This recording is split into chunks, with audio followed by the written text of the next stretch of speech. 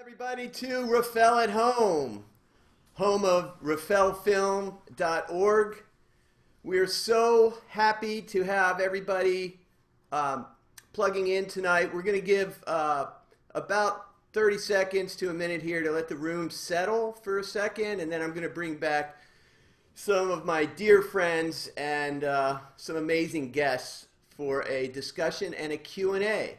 So with no further ado, we'll be back in 30 to 45 seconds.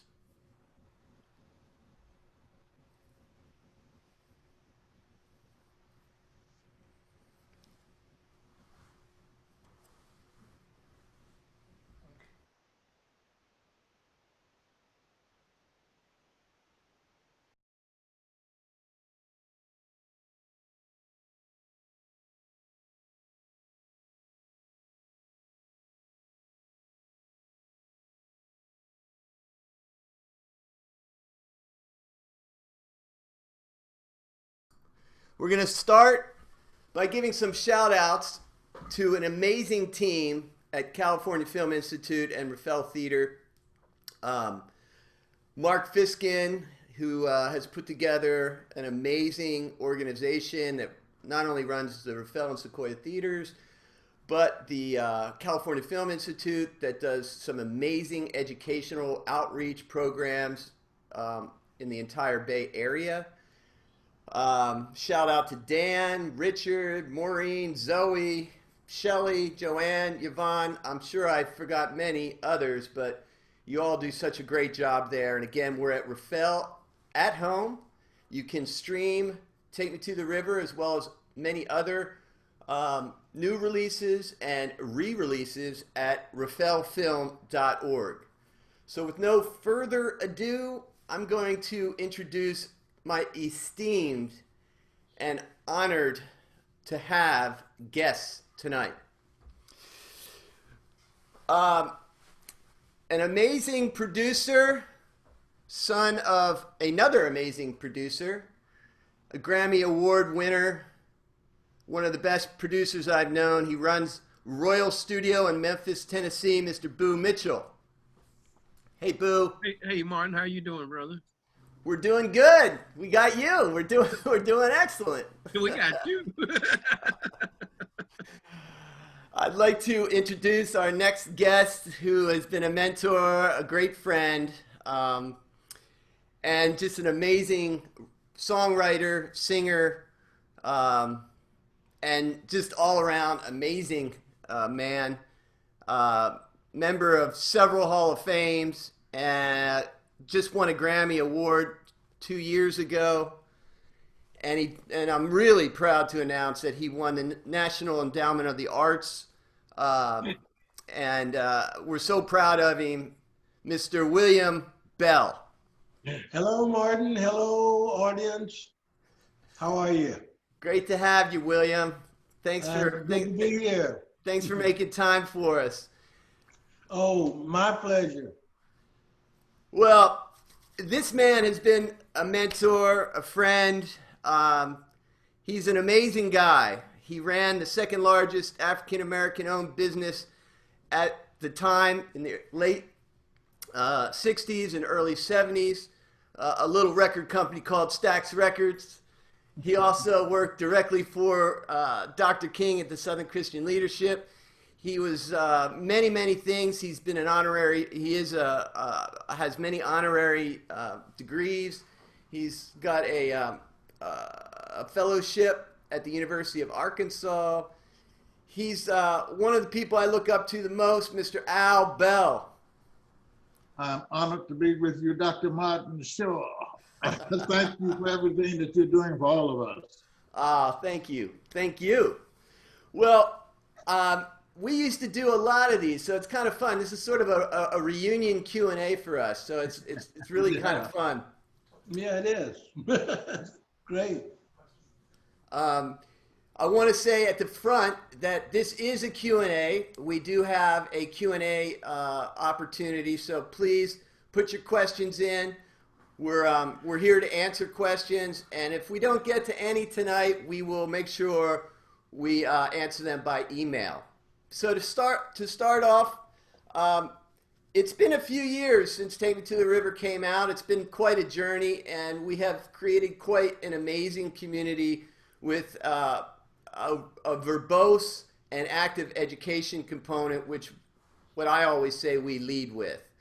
I'm going to just go around the room and ask all three of you, tell me a little bit about the experience of Take Me to the River and how that experience has manifested into this wonderful movement of social consciousness that we've developed over the last 4 or 5 years since we won South by Southwest and 12 other film festivals around the world.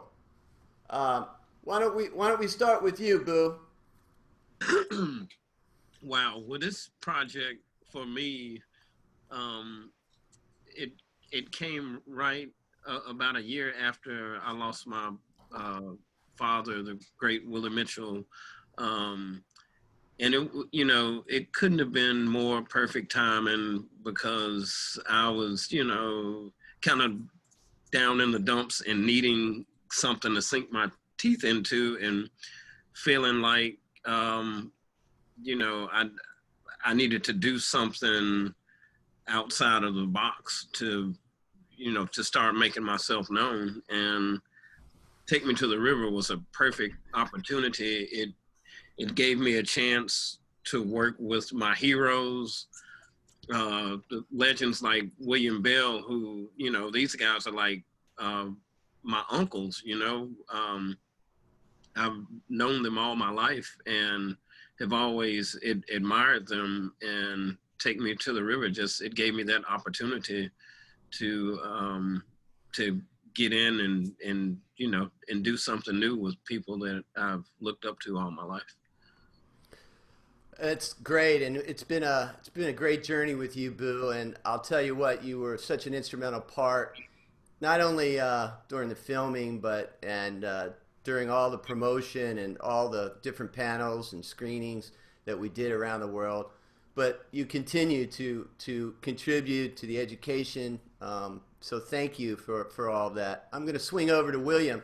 William, tell me a little bit about what your experience was like and how it's grown and what Take Me to the River has meant, to you then and now. Well, it was like a homecoming for me. Working with Boo, of course, and I knew his dad well, and so that gave me an opportunity to do that, and also to work with a lot of the kids. I like working with youngsters and teaching them the art of music, and because it's very important that they get a good foundation for it. And of course, it was a reunion for me and Al Bell. So the two Bells were back together again. So, and Martin, I want to thank you for just bringing us all together. And that was a great opportunity, and working across the different genres of music and just actually, it was a learning experience for me working with rappers, and rappers, of course, working with me. And so it's like, it couldn't have been better. And then to travel about and meet our fan base and to work with the different musical entities that we're working with. So it's just been an education for all involved. Thank you, William, and thank you. You continue to give so much to Take Me to the River and our educational outreach. You're always available. You're so generous with your time. So thank you so much for everything that you've done to forward our movement. And I believe that, we're now in, just to clarify for everybody, we have 3 educational partners: Berklee College of Music and Berkeley City Music, as well as the New School of Jazz in New York City and the Grammy Museum. Together, they help us form partnerships as well as commission Common Core curriculum based off the films. And we are in middle schools and high schools across the country, almost 700 alone in New York City alone. And as I mentioned, we now have a college course in 2 colleges, and hopefully more as colleges start to normalize their curriculum again. Now we're going to swing it over to you, Al. Tell me a little bit about your experience with Take Me to the River, and just kind of what it's meant through the years of developing this wonderful community and our outreach to students and fans alike. Tell me a little bit about your experience and how you're feeling about it now. Well, I got to tell you, Martin, as you know, from the very beginning, I realized, and you spoke it, that you really wanted to bring together the elder musicians in Memphis and have them communicate with the next generation and have them mentor. So Take Me to the River is not about the past, it's about the future. And you were about the business of pulling together these musicians from those two generations. And that of course motivated me. It was something that I held precious. And I think I remember in the film where I've forgotten who it was now, but pardon me, he said, as he talked about the two generations, that it's not a generation gap, it's a communication gap. That was Otis Clay. Yes. And that, yeah. And I love that it stood out, but that's what you were about. And you were bringing these musicians together, letting them see each other. But more importantly, you were letting the people of the world that had an opportunity and are having a greater opportunity now to see Take Me to the River, to see at that point in time, Black and white musicians working together in an area that was the bowels of segregation and racism, and none of that existed amongst those people and what you see in Take Me to the River. And as we've gone on, and as I was thinking about it today, I said, oh my God, if we look at what's going on and and socially and economically in our country today, and you look at Take Me to the River, what it says to you, Black and white, white and Black, it's coming together time. And the example of coming together is clearly set forth in Take Me to the River. And I think that if people pay more attention to that not just the entertainment part, but what's so important about Take Me to the River, it's not scripted. What you got was authentic thought processes that came out of the mouths, and I got to tell you, they're priceless. And I'm saying that to our viewers and our audience, it's priceless. And I suggest that you go back. Where can they go, Martin, and see it and view it now and buy it? So for the next week, or perhaps a little bit more, they can, or 2 weeks, I think, at rafaelfilms.org, and all the time it's on Amazon Prime. Amazon Prime. Yeah, Amazon Prime. But we'd like to push everyone towards rafaelfilms.org for at least the next couple of weeks. It supports their education programs and all the wonderful things they're doing in the community here in the Bay Area. But it has a home with Amazon Prime. Very good. I wanted all of our audience to hear that, so they would know where they could go and see it for the next couple of weeks over and over again, and ultimately get it from Amazon Prime. And the reason I'm making this request this big or demand of your audience is because it's for the benefit of everybody. And what you see and Take Me to the River, when you see it and what's going on in society together between Blacks and whites, you realize that as far as the solution to our problems, it's coming together time. Because back then we came together for peace and harmony filled with love and respect. And I'm not that. So you talk about what it meant to me in the past and what it means to me now, given where we are in our existence here in America and on planet Earth. it's coming together time, and you see people working together, communicating with love and respect, and taking me to the river, coming together. It's that time. Amen, Al. That was so well said and eloquent. Um, and it's the feeling that I have. You know, the reason that the film came to be was two real big reasons. One was I really felt that where American music came from, that story hadn't been told properly. Yes. But more importantly is what you brought out, which was I noticed that in the, if not the best, one of the best musical cities in the country and maybe the world, Memphis, Tennessee, there had been a fracture in the community where generations didn't even know each other, let alone know where their music had come from and who had come before them. And it was imperative to me that I mend that fracture, to bring people together, to bring the community together. And by doing it through music, hopefully it would bring the rest of the community together. So I feel like now more than ever, to your point, we need that message. We need that message. Yes. And we need to look back at what you and William and Boo's dad, Willie Mitchell, and Boo as a younger guy coming up.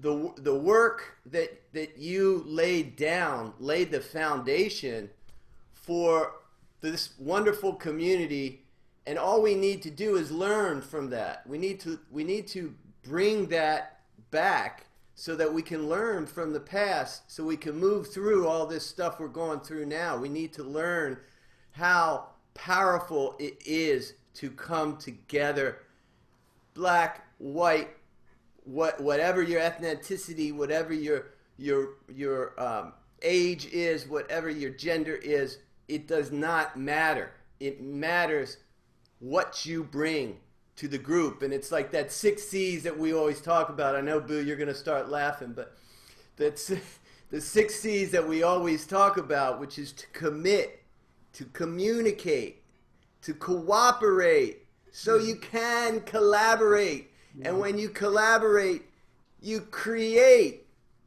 amazing things. The basic foundation of, here it is, community. And if we can do that, we can get through a lot of what ails us. Is we need to listen to each other, we need to respect each other, and we need to be able to commit to cooperate and communicate with each other. So with that, I wanted to go to one more question around the board, and then we'll get to some of these questions because we have some questions coming in, which is good. And please, everybody, bring no question is too small or big. So bring them in. Stephen, can you get my glasses too? I think they're in the car. Otherwise, I won't be able to read these questions. So Boo, we brought together different generations, and we brought together, like we were saying, different, walks of life, different race, different genders, different generations. But we also brought together different genres. And what do you think the biggest challenge, putting the music together was, in Take Me to the River? It was structuring things to, like we did a lot of hip hop and soul R&B collaborations, and making sure that both genres were properly represented in a good way, where it wouldn't be like the singing part was great and then the rap part didn't fit with it. So we basically rewrote and reconstructed these songs to make them fit both genres, and it was it was incredible, you know, because I found myself like doing horn arrangements over Frayser Boy's rap verse, which I never thought I'd be like doing horns over a rapper. And I think that was the biggest thing is in choosing the songs, which all the stuff happened. I mean, you did a wonderful job capturing everything on the film. It, you know, it happened just like you were capturing it, like song selection. That was a big thing. I never forget when we were all in this room. I think I was sitting over there. Martin, you may have been sitting here where I'm sitting. And we were trying to come up with another song for William Bell to sing. And everybody, it was like discussion, Dock of the Bay.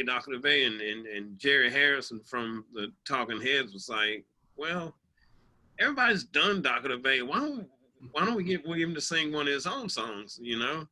And then William came in and it's like, well, you know, I'm a ballad man. And that's how we ended up with the amazing I Forgot to Be Your Lover with the Stax Academy Kids and Snoop Dogg.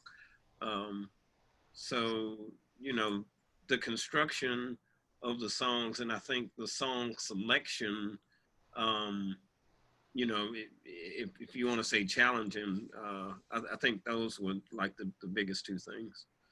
Yeah, that was really well said, Boo, because I would mirror those sentiments. And the one thing that I'll say too is that those who came in the spirit that we were just discussing, right? And we definitely had some people that will not be mentioned that, you know, lost the opportunity because they couldn't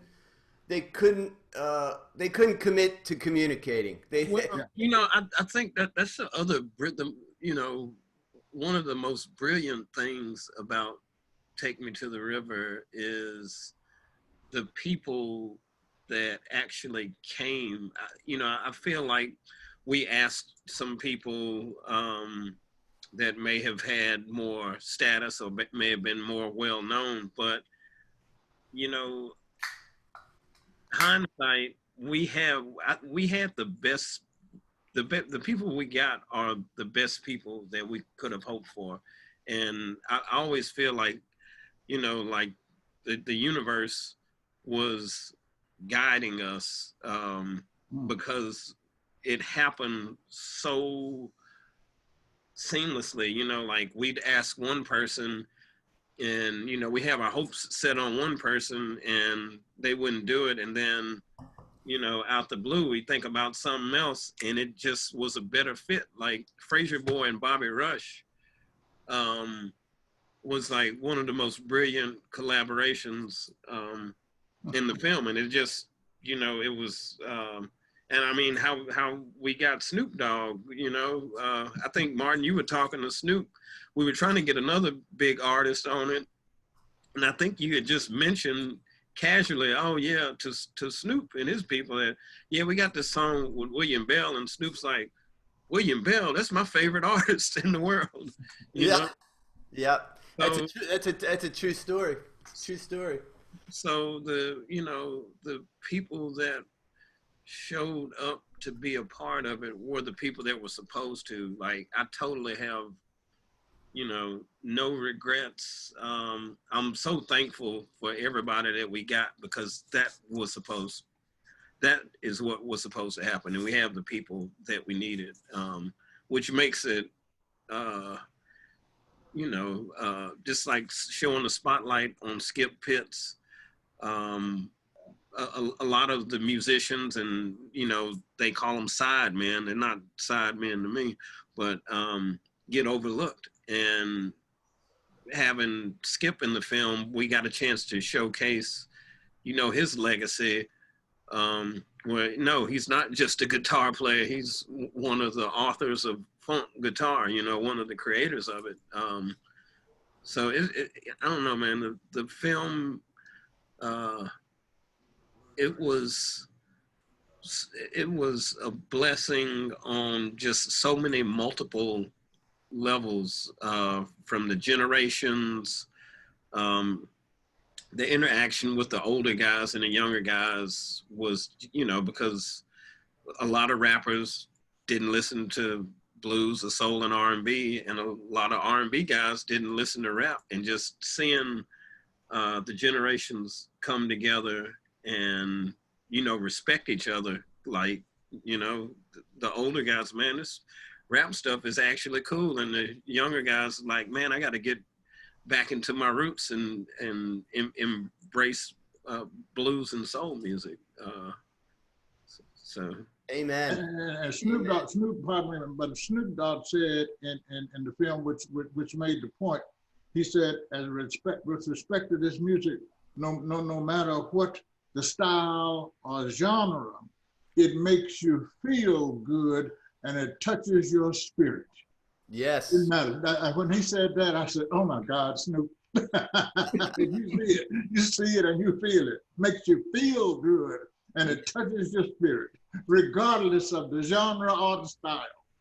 Yeah, you know, it is amazing, and Boo said it so eloquently. Snoop and many of the artists, if not all, had such a deep respect for what you all did at Stax and the music that was created out of that movement, your movement, the movement of soul music, of real music, of music that came from the heart, and you can feel it. You can feel it, and you know it's true. I'm going to get to William. So William, it's true. Snoop was just bowled over when he had the opportunity, because Boo was right. We had another artist that we had been going after and going after and going after, and we just, you know, couldn't get there. And so started thinking about it. And I was sitting there in Snoop's man cave in L.A., and I played him the Mavis Staples song with North Mississippi All Stars. And I said, you know, we could do something with William Bell, and he almost fell out of his chair. So what was it like working with Snoop, William, and what was that experience like for you? Martin, as I said earlier, the one thing about Take Me to the River, it was educational. Music is that common denominator that binds us all together. And I was very much aware of Snoop, and I liked his flow and all of that.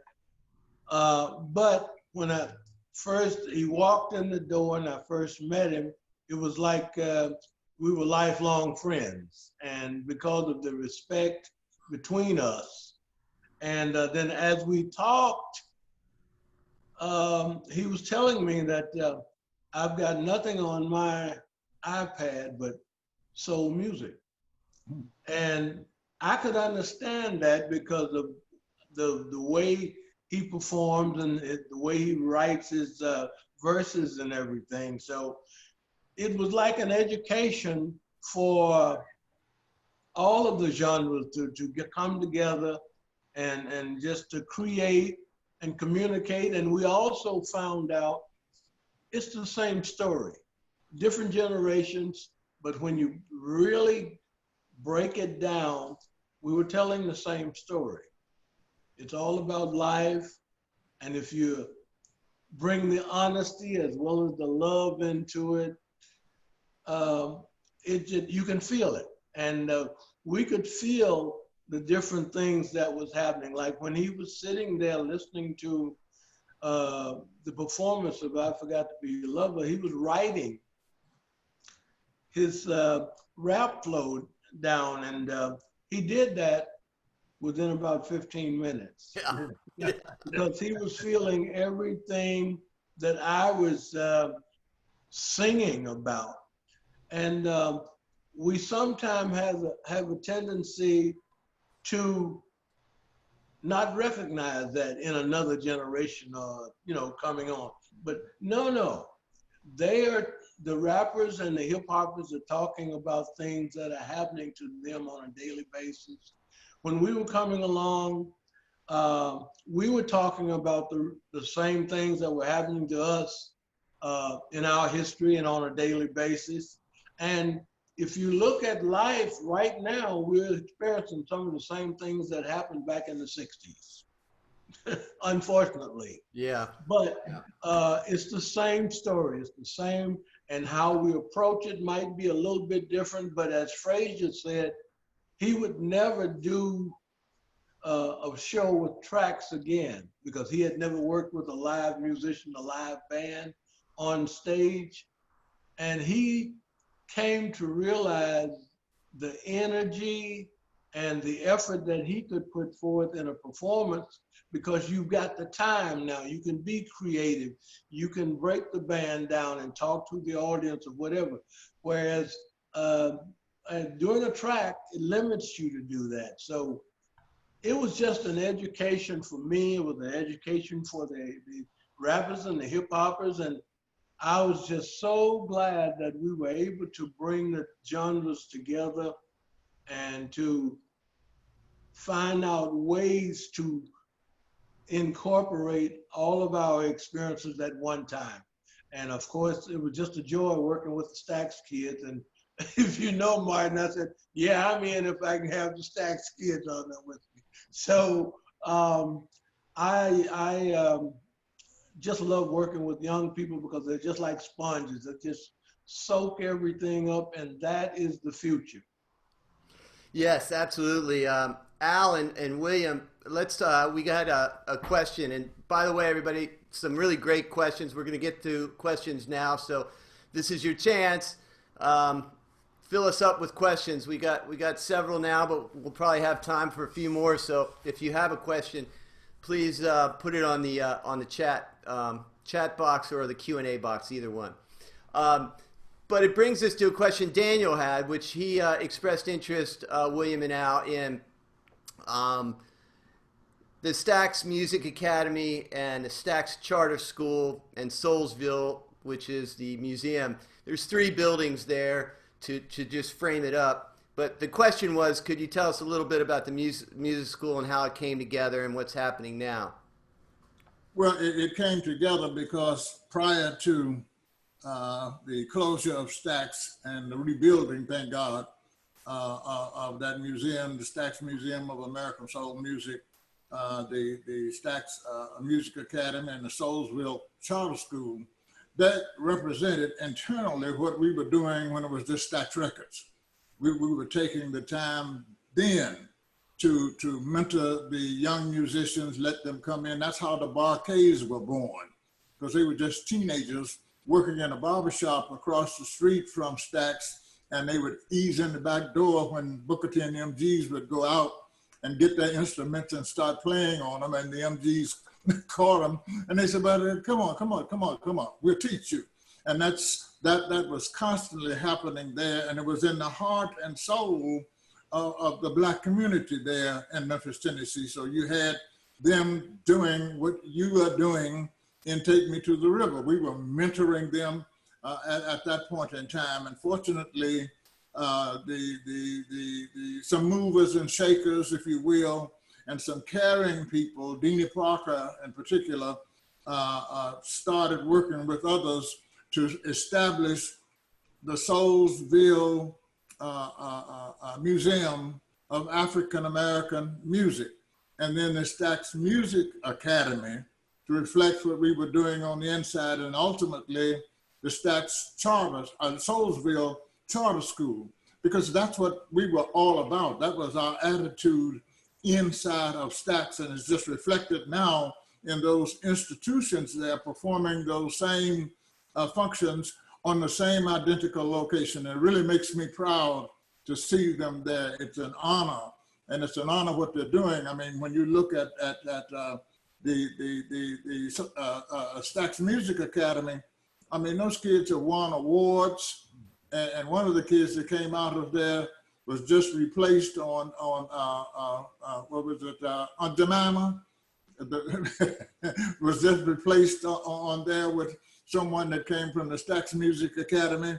They won awards. They performed in Washington. When they opened a museum there in Washington, D.C., they brought in the Stax Music Academy to sing the national anthem and all of that. They traveled over Europe. I mean, I'm so proud of these young kids and proud that we have that institution there to continue to mentor and educate that generation or those generations to come, because hopefully it is there from now on and it will continue to do that. Yes, absolutely. And what Take Me to the River education program tries to do, our outreach, is first of all, Stax Music Academy is part of Berkeley City Music. It is an affiliate. They have 51 affiliates across the country. They are an affiliate. We wanted to incorporate Berkeley City Music students. Many of the Stax, as you mentioned, many of the Stax students go on to either summer camp at Berkeley or full scholarships at Berkeley College of Music.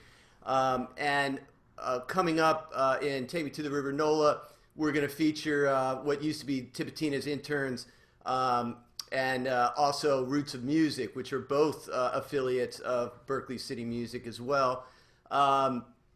And we try and provide that runway. And Boo knows we went out on the road with several of the students to give them an opportunity to become professional musicians.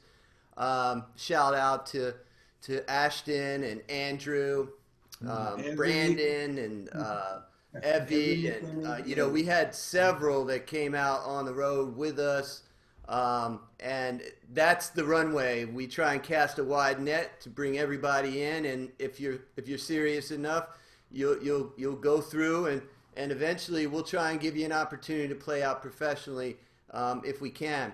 I got to answer this question because Susie Becker taught 4 of my kids English in 7th grade, so I got to make sure we answer hers.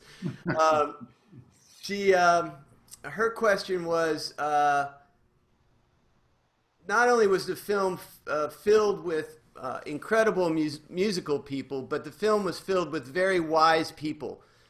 Please share with us your outlook on wisdom about where you see the music scene going in the upcoming decade. It's a big question. Who wants to take that? Boo? Do you want to take that? Al? Well, it's a very big question. And what I see happening now, first of all, the music industry was born of independent entrepreneurs.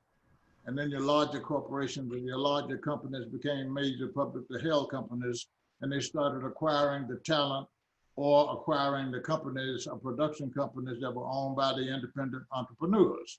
Until then, it got to a point where we only had 3 major companies out here, and the infrastructure that was there for the independent entrepreneurs to build a platform for their artists was destroyed.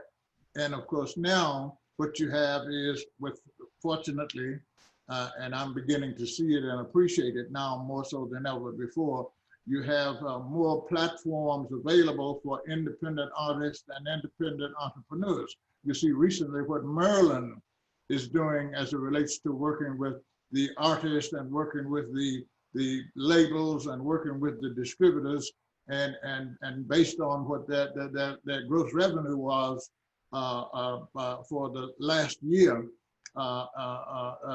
collectively, they're generating revenue comparable to Warner Brothers. So it says, a Warner Music Group. So it says now that we've transcended that sale, and I've been waiting on this and praying for it. We've transcended that place in our industry where there was no more room for growth. And now we have the growth, and now we have the opportunity through Maryland, and I'm sure others will establish companies, platforms like that, because they recognize the need. They recognize the need. The corporate models of the major companies were not unlike models for major companies, period. And when I say that, I mean their focus. I don't mean it in a manner other than being objective. Their focus was on bottom line. Mm-hmm. And not on the people and not on the talent. I respect it because that's what they're about. I mean, you know, so they gotta have to function that way. Well, as independent entrepreneurs, as an entrepreneur, we were risk takers, and at Stax and other companies, we looked for unique artist, unique musician, rare performing artist, and we invested our mortgage money and whatever little money we had in building those artists. And that's why you had so much authenticity being born at that time. Well, that's beginning to take shape and happen again. So I can see where, as a couple of 3 or 4 years ago, I didn't see a future for growth in our industry as it related to diversified music artists with rare talent. I didn't see that, but now I see it. And I think now we're going to move on into the future, and the future will be better than the past. Yeah, it's interesting. You know, Bill, I'd love to hear your take, and William, on where the music industry, as you guys see it today too, as well. But it's interesting because, you know, all of us came up in an era where you had to get distributors in every country, and in the beginning, every state, every little region, you needed distribution points. Now it's a push of a finger, and you can reach the entire world. Yeah. So distribution is completely different. Go ahead, Boo. And one thing that's different now is that there are more artists in tune with their business because today's industry, you know, a lot of artists are self-releasing things and doing stuff to get attention from the majors. So, you know, back in the day, a lot of artists, you know, had a manager, and they only knew whatever the manager told them. And you have, you know, artists are, you know, they're more savvy about the music business now. So we have a different breed of artists that know, you know, that they know how the mechanics of the music business works just from doing things on their own. And it makes them better businessmen when they do become successful. You know, artists like Jay-Z and Drake, you know, these guys are billionaires. We didn't have, you know, singers that were billionaires back in the day. Yeah, it's well said. So, you know, it's a lot of opportunity, and I think and people are taking better advantage of the opportunity, and a lot of artists aren't getting so taken advantage of. Like you hear, you know, like Elvis is a prime example. Elvis had, you know, millions of fans in Japan, but never played Japan because his manager couldn't get a visa to go to Japan. Yeah. You know, Yeah. so it, you know, I think I think there's more opportunity for success. And another cool thing, you know, back in the day, you literally had to sell millions of records to be successful. And you don't really have to. There's a lot of artists, independent, that, you know, make 6 figures a year, and they have just a specific fan base. You know, they're not Jay-Z or the Red Hot Chili Peppers, but they're still making a fine living, you know, serving their market and their community and fan base. So it's a lot of, you know, I think it's a lot more opportunities now with the music. Yeah, I agree. The streaming opportunities, the different platforms. I mean, I can't even believe what TikTok is doing in terms of discovering artists. You know, if somebody does a TikTok video to your song, you know, you might be the next breakout artist like Lizzo or even, you know, Lil Nas. That's where, you know, his whole thing started. So it's interesting, the different mediums that have become you know, so big, millions and millions and millions of people hearing the music almost instantly. So it's a very fast moving you know, business now. That you're right, you have to be on top of your game. I have a couple quick questions, and then we'll get to a few more after the quick ones. This comes from this is anonymous, actually. How did Terrence Howard become involved, and where is Lil P-Nut? Well, Lil P-Nut had 3 TV shows on Nickelodeon. I'm not sure what he's doing now, but he also was in the Kevin Hart movie, what was it? Drive By? What was that Kevin Hart movie that he was in? We're real proud of Little P-Nut. I'm not sure exactly where he's at right now. Little P-Nut was just in a Netflix movie that came out last year. I watched it, and halfway through the movie, I was like, "Oh my God, that's Little P-Nut!" Because I was like, "Why does this kid look familiar?" And he's gotten bigger. It's a real funny sci-fi movie about some nuclear thing, and all the grown-ups were gone, and only the kids were left, and they had to save the world. But yeah, halfway through, I was like, "Oh my God, it's Little P-Nut. He's a bigger Peanut now." The other question about how Terrence got involved. Terrence Howard has a big place in Memphis. If you roll around Memphis, you see a lot of pictures of Terrence as DJ from Hustle and Flow, and I think that film had a lot to do with kind of repositioning the spotlight back on Memphis to some degree, and just like Philadelphia has its Rocky, I guess, a mythical character. There's the mythical DJ that is part of Memphis's landscape. But that's really the connection. Was Terrence is a phenomenal musician himself, and I had worked with him in the studio, producing some of his tracks a few years earlier, and we asked him to be involved. And Al, I know you two kind of struck up a pretty cool friendship. Yes. And it was interesting having him aboard. It was definitely different because it was like having an actor as opposed to a musician is definitely a different deal.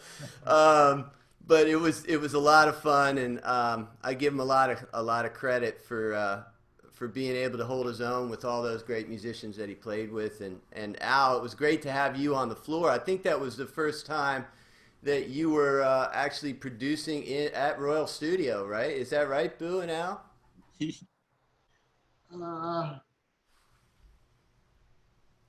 Maybe I'm not sure.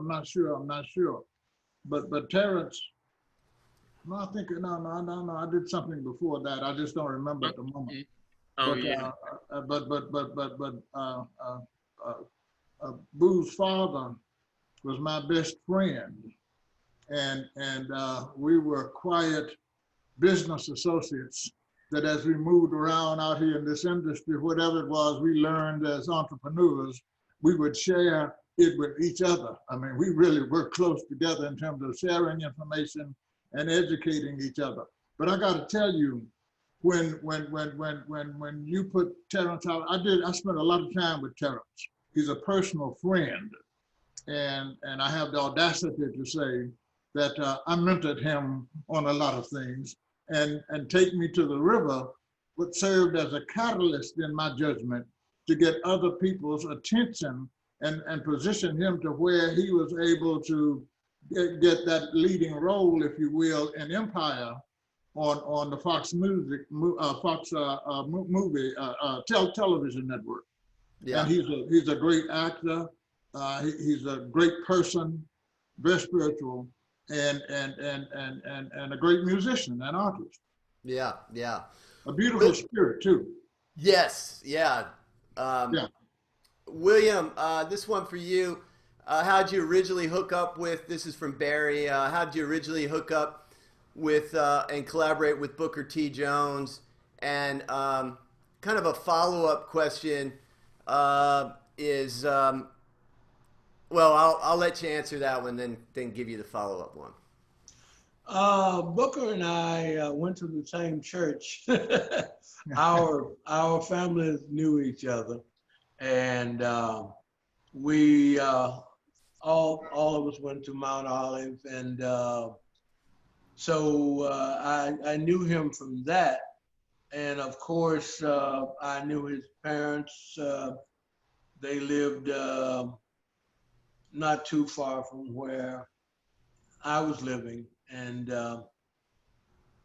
So when he came to Stax, it was just ironic that we both wound up in the same spot because I was working as a teenager down on Hernando, right off Beale Street, and of course, all of the youngsters would come in and work. They had what they called Blue Monday things, and then on the weekends we worked in the clubs there. But I knew Booker around town and knew his family and from church. And then when we were at Stax, I was just always amazed because Booker was like the consummate musician. And he played about 7 or 8 different instruments. He one of those guys that you just hated because he was so good at all of them. Yeah. Well, you know what I'm talking about. Yeah, one of those guys. Yeah. Yeah. So we all know a few of those guys, not too many. I think he played the horn on baritone on one of Rufus and Carla's songs. Toss, I Love You. Yeah. So, yeah, the first record release from Stax. Yeah. So that's how he came to Stax. So when I came over to do, they had put a group on, who I won't name, on as background singers for Gee Whiz. And they were not that musically correct on it. They, as we said in the business, singing flat. And they were asking who could they get to do the background on Gee Whiz. And so I think Chips Moorman mentioned us because he was aware of us working at the Flamingo Room, the Del Rios. And we came in and did the background work and cleaned it up on Gee Whiz.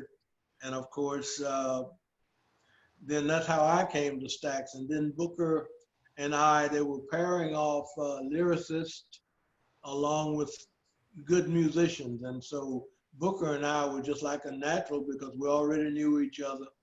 And Jim asked if we would work together on some of my things. And of course, we got to where we could just sense each other's movements musically and emotionally and everything in music. And so we made a good team. Yes, you did. I can attest to that one. Yeah. You did, and the uniqueness of the team, and it blew me away when I heard you and Booker had done Born Under a Bad Sign that was recorded on Albert King. I never would have thought that you and Booker T could get that solid on blues. As a matter of fact, it was so great it started crossing over rock on Albert King. Yeah, it kind of became his signature song, and then of course Cream and Eric Clapton and Cream and Jack Bruce and all those guys cut it, and it just went, as they would say now, it just went viral then. And but it was a big hit on Albert, and it was a big hit on Cream, and so it became like one of the go-to blues songs for all the iconic blues musicians. Yeah, definitely. We're gonna wrap up here in a few minutes.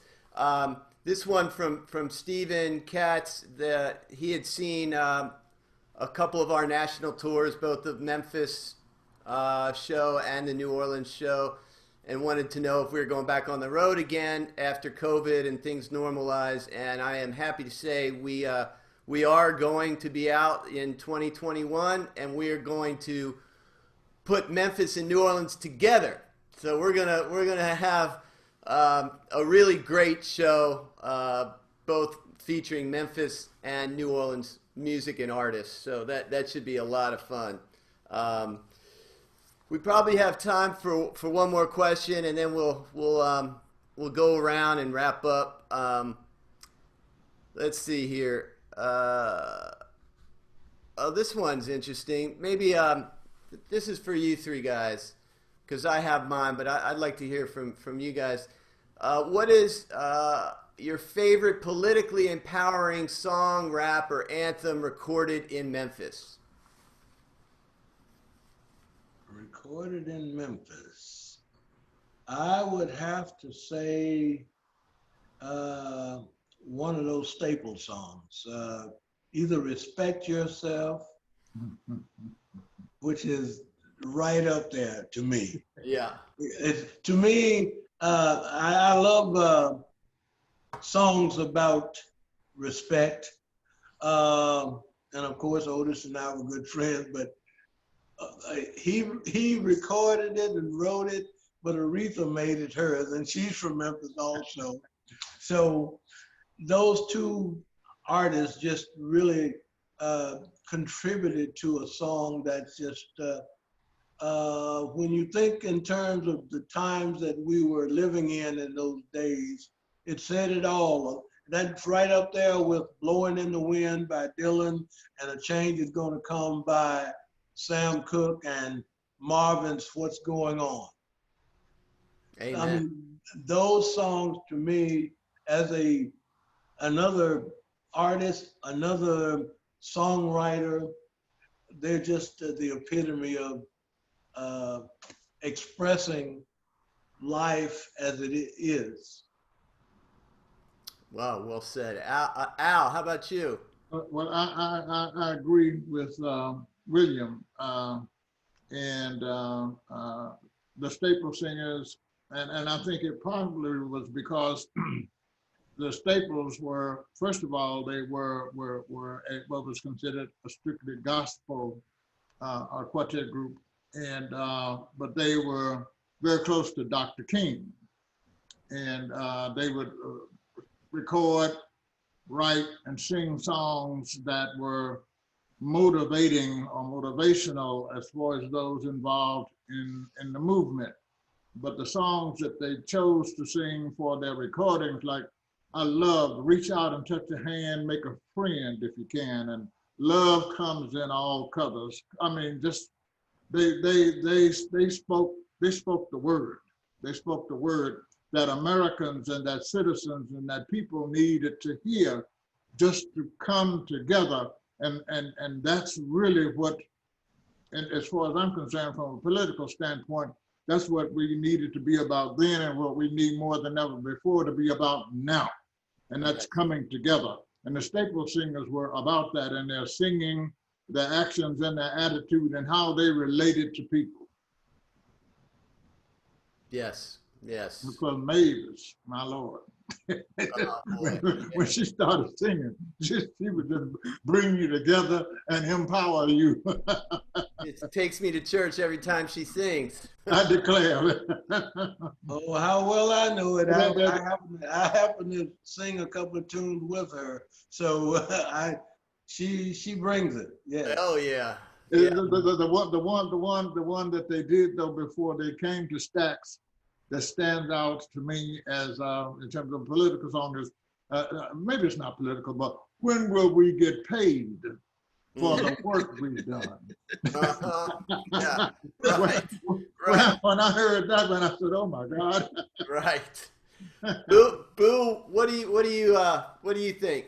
I mean, yeah, that's kind of the epitome of Memphis songs, speaking about, you know, the struggles now and then. And the staple singers, I mean, you know, they marched with Dr. King everywhere and wrote songs for the movement. And, you know, and I mean, in pop staples, you know, that was not normal. I mean, he knew Scarlett Patton, and you know, he pop staples. His style of guitar playing, it's like unmatched. I mean, you know, we saw Luther trying to get it in Take Me to the River. It's like, man, what is Pop doing? You know, he's a legacy and a legend in his own right. So yeah, I think the staple singers really,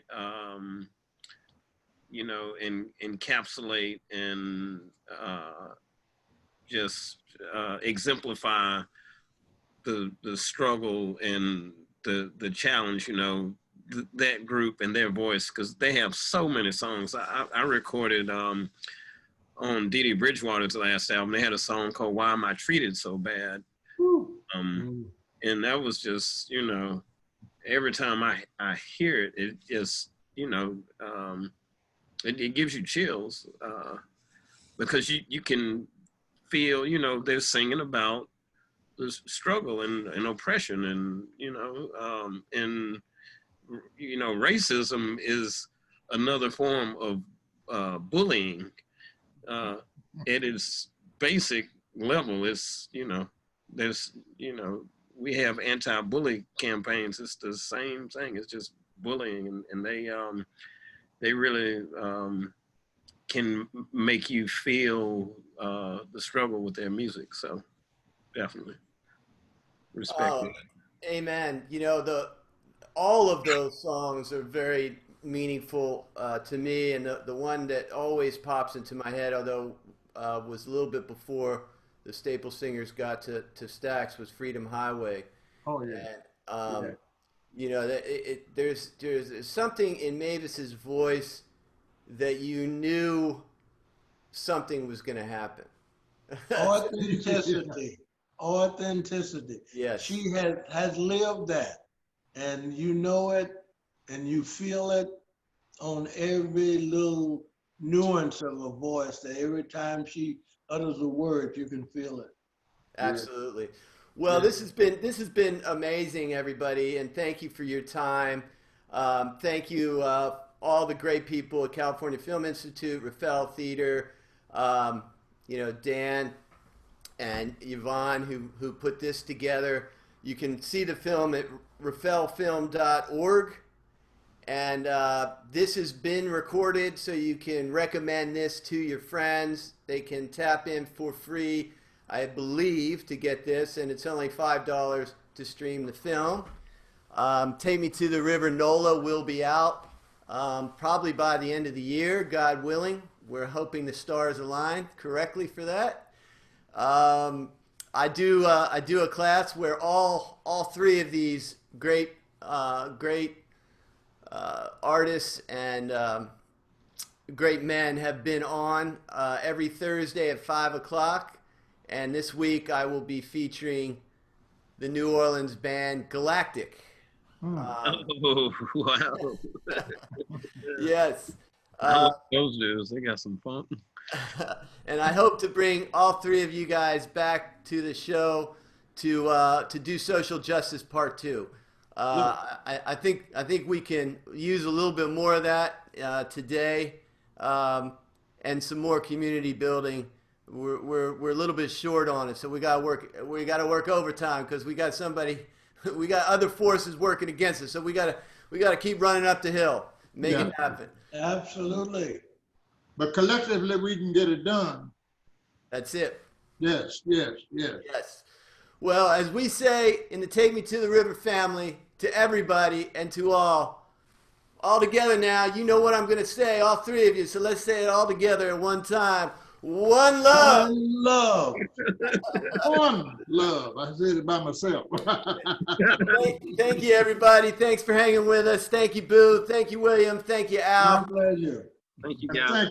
Thank you, Martin Shaw, for your leadership and what you're doing for us and for Americans and other people. Thank you. Thank you, Al. Okay. See y'all. Bye now.